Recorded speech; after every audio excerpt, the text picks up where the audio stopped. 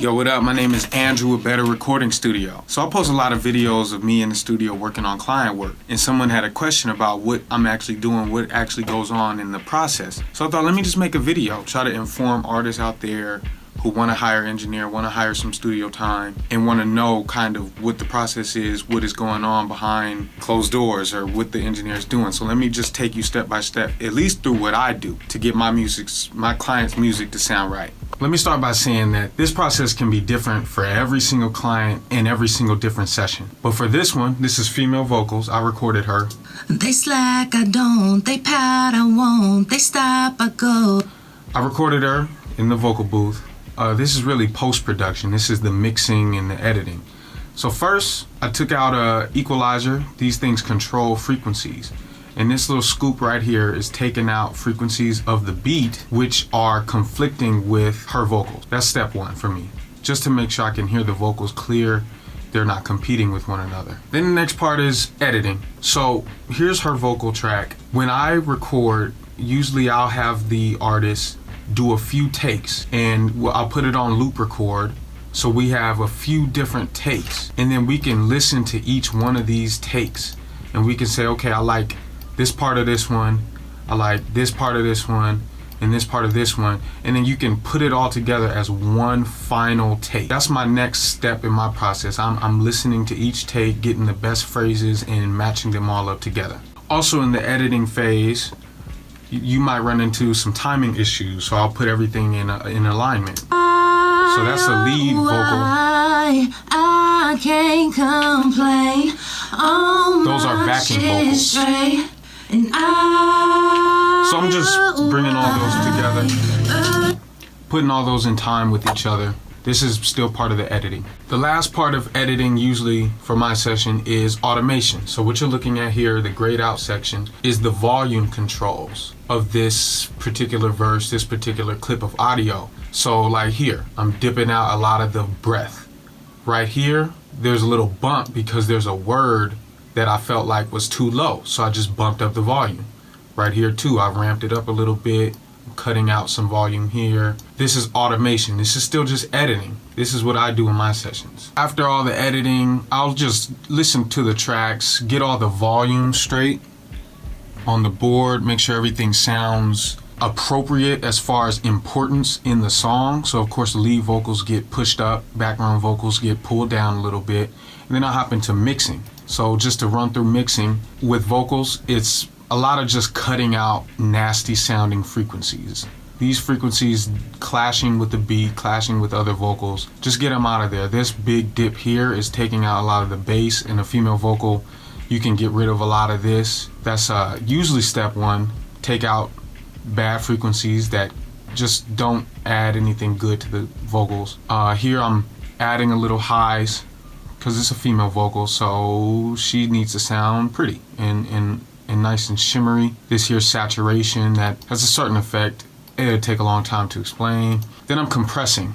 Compression is where you take the loudest parts of the audio and compress it down. And you take the lower parts and bring them up. So it's literally, imagine something being compressed. It makes it all closer in volume. The lower words and the lower phrases are brought up. The higher phrases, the louder parts, are brought down, and it compresses it together. They slack, I don't. They pout, I won't. They stop, I go. They stop, I go. They stop. You want that because, you know, when she's performing, she's not keeping control of every single word. You know, as she breathes, certain words might get lost. As she gets louder, she gets more emotional. She can't keep the volume down. So you use a compressor to control all that. And different compressors have different qualities to them. So this compressor is a famous BF Bomb Factory 76. Different compressors will add different sonic qualities to your vocals. And on this particular vocal, I brought out another EQ, a simpler one, just one band, and then I'm cutting out some of the bass in her voice. I thought there was more bass, so I went back, added another compressor, and took out some bass. This is just critical listening to the whole track, listening to it with the beat, and I could tell, okay, there's still some bass in her voice and her frequencies. Go ahead and go back around and take some out. Not a big deal. This is a pretty simple track, So a lot of these effects on the lead verse vocals can be copied to the hook vocals. With a little bit of adjustment, you might add a little less highs to make them sound different. On this particular vocals, I did a trick called a vocal exciter, where I took just the specific highs right here of this vocals. I cut out every other frequency and just kept the highs. Then I added an effect to those highs to make them more distinct, an air enhancer. I took those very specific high frequencies and just crushed them with dynamics with my compressor. This compressor is destroying these vocals, but you mix this signal back in. So this is what that sounds like by itself.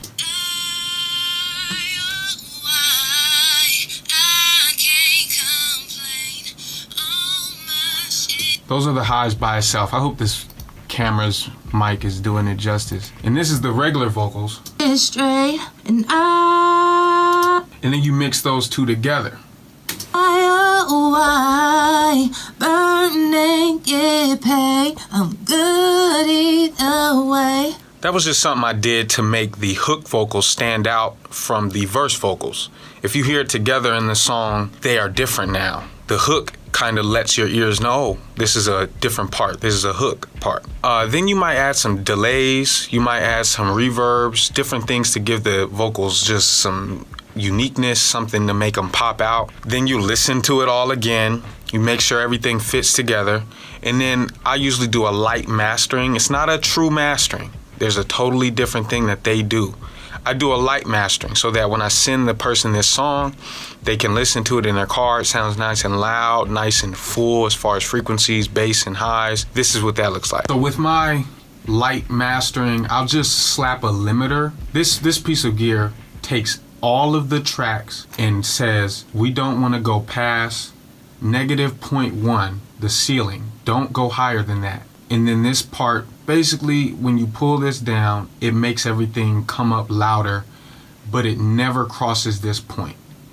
And then I'm equalizing certain frequencies. I'm kicking up some of the bass, very little.